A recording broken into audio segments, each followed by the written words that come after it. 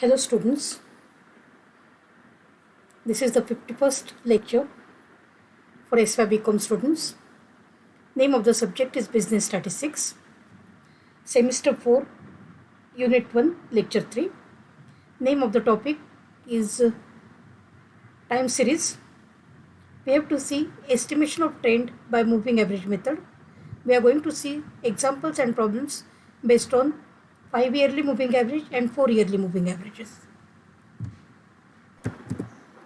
See, this is lecture number 51 for SY BCom students. Semester 4, lecture 3. Name of the topic is Time Series. Time series is a series of statistical observations arranged in chronological order. The observations in chronological order means in the order of occurrence taken at a regular successive intervals or points of time. The time intervals may be years, months, weeks, days, minutes and seconds also in some cases. Following are the examples of time series. First example, daily price of gold. Second example, weekly sales of departmental store. Third example, monthly deposits in a certain bank.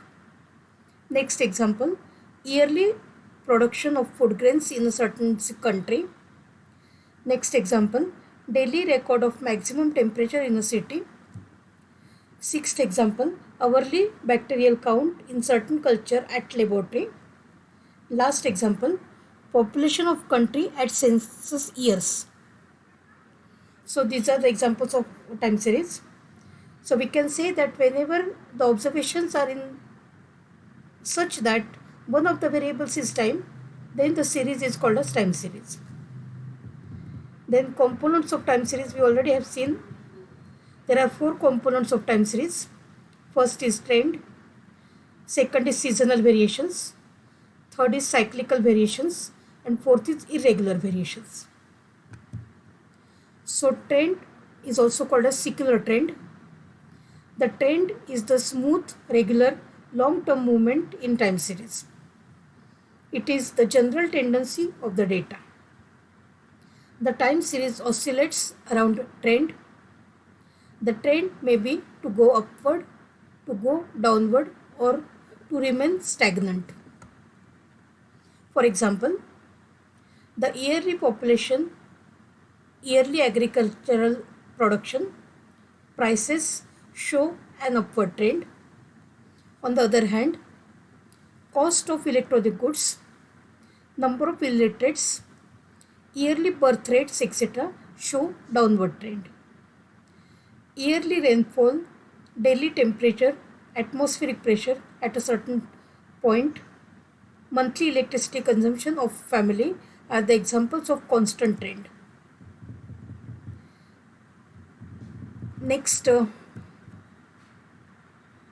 component is seasonal variations, which is denoted by capital S.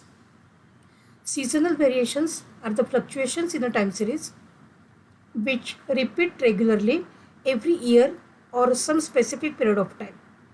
For example, sales of umbrellas and raincoats is the highest in rainy season.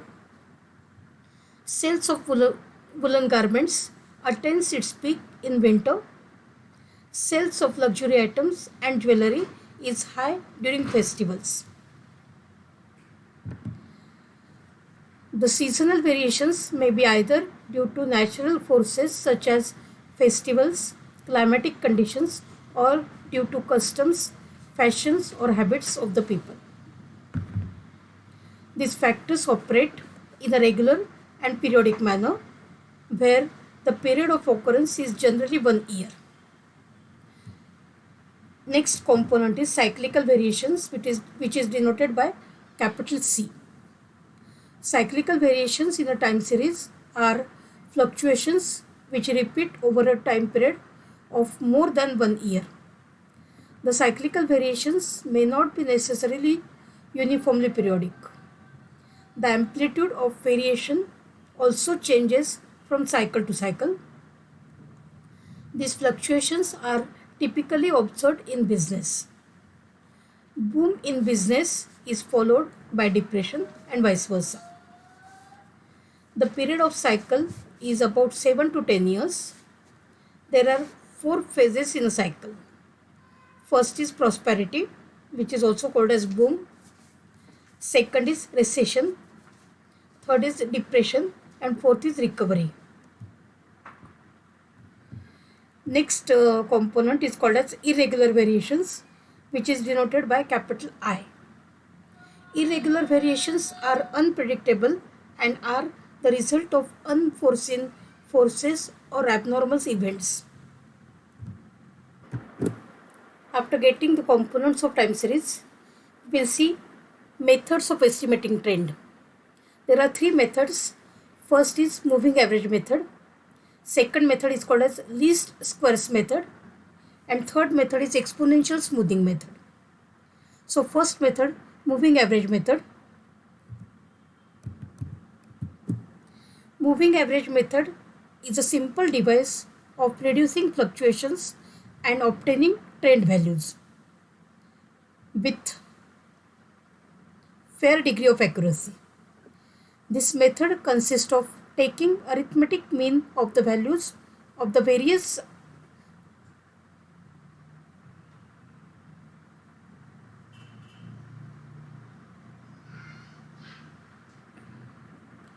understudy for a certain time span and placing it at the center of the time span.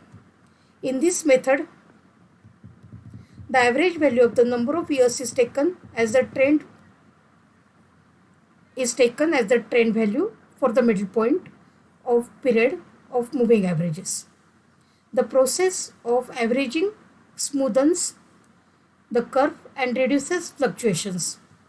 In this method, it is necessary to select a period for moving averages such as 3 yearly, 4 yearly or 5 yearly, etc., coinciding with the length of the cycle. Otherwise, the cycle will not be entirely removed.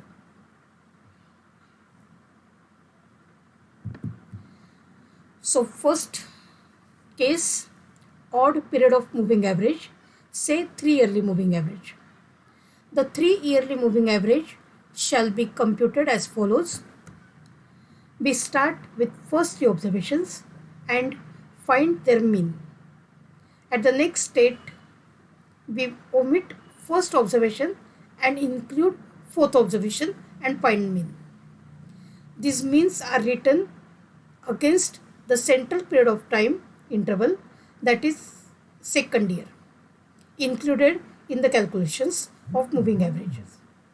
Since period M, that is 3, is moving averages values correspond to the tabulated period of the given time series. Tabulated period of given time series. Second type of moving average is even period of moving average. If the moving average is an even period moving average, say 4 yearly, the moving total and moving average which are placed at the center of the time span from which they are computed fall between the 2 time periods, that is second and third year.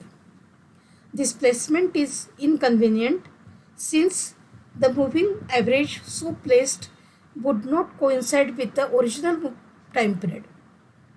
We therefore synchronize moving averages and original data. This process is called as centering and always consists of taking 2 period moving average of the moving averages. The average so obtained would be written against third year. In case of even period of moving averages, the trend values are obtained after centering the average.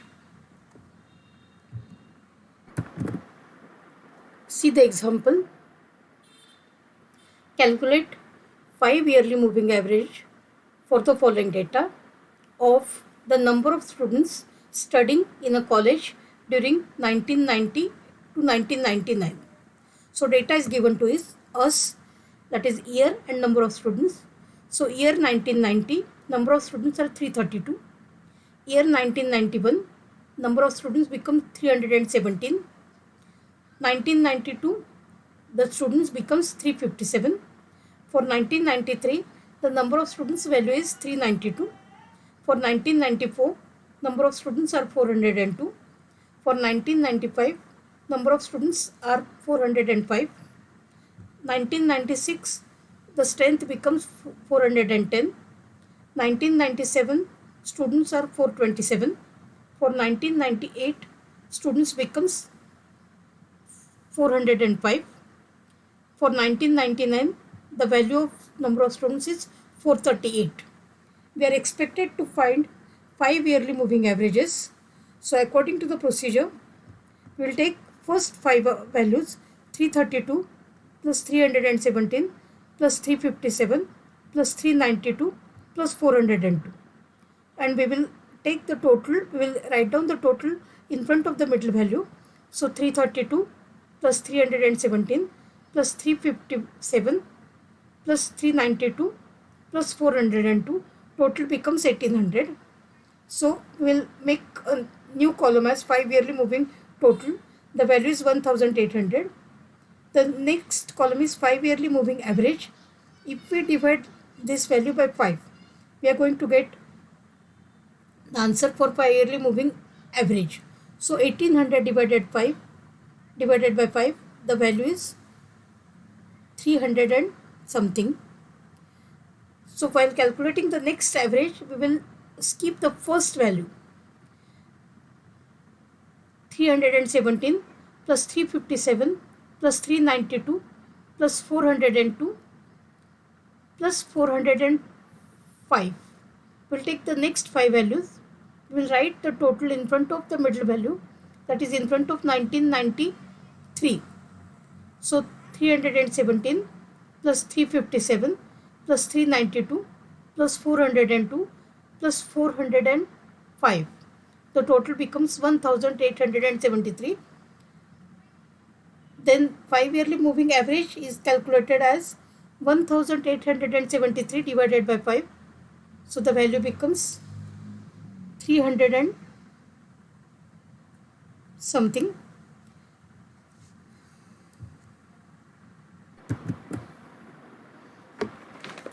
See the next total. We'll skip first 2 values. We'll start with the third value, 357 plus 392 plus 402 plus 405 plus 410. We will write in front of 1994, 357 plus 392 plus 402 plus 405 plus 410. The total becomes 1933. If we divide this total by 5, we will get 5 yearly moving average. The value is 393.25. 393.2. So next value we will calculate. We'll skip first 3 values now. 392 plus 402 plus 405 plus 410 plus 427. We'll write in front of 1995. So 392 plus 402 plus 405 plus 410 plus 427. The total becomes 2036. So this is nothing but 5 yearly moving total. If we divide this total by 5, we'll get 5 yearly moving average, and the answer is 407.2. So the next calculations, we will have to skip first 4 values. Start working with the next value as 392 plus 402 plus 405 plus 410 plus 427. We'll write it in front of 1996. So 402 plus 405 plus 410 plus 427 plus 405. The total becomes 2049. If we divide this value by 5, we'll get 5 yearly moving average. So the answer is 409.8.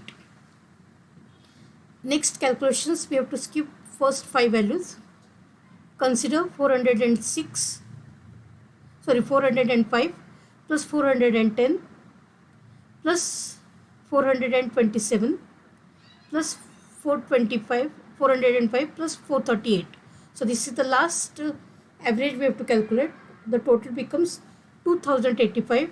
If we divide it by 5, we will get 5 yearly moving average. The value is 417.0. So if you observe this time series, the values are, first value is 360, second value is 374.6, then third value is 393.2, fourth value is 407.2, next value is 409.8, and last value is 417. So the data shows an increasing trend.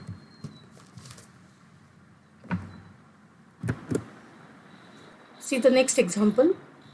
Calculate 4 yearly moving averages for the data given below.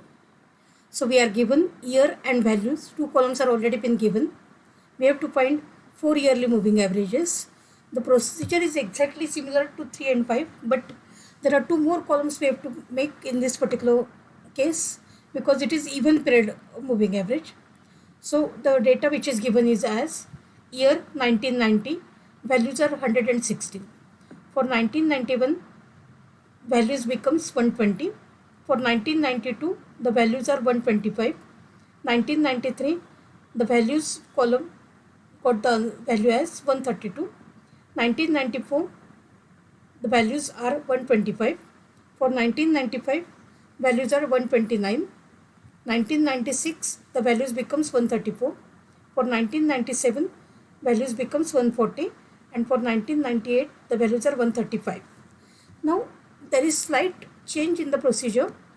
Actually, first 2 columns are exactly similar what we have done in 3 or 5 yearly moving average. As here, we cannot write the values exactly in front of the middle value. We will write the data by leaving 111 line in between. So 1990, 116, leave 1 line. 1991, 120, leave 1 line. This way we will write the data. And then for calculations, what we will do, next column is 4 yearly moving total. So 116 plus 120 plus 125 plus 132. Take the total of first 4 columns, but while writing the total, we will write it in front of middle part, that is in between second and third value. So the total becomes 493. If we divide it by 4, we will get 4 yearly moving average. The value is 123.25.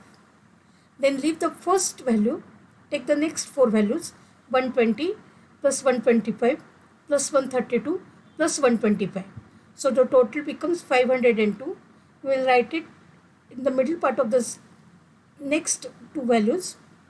If we divide it by 4, we will get 4 yearly moving average. The value is 125.25.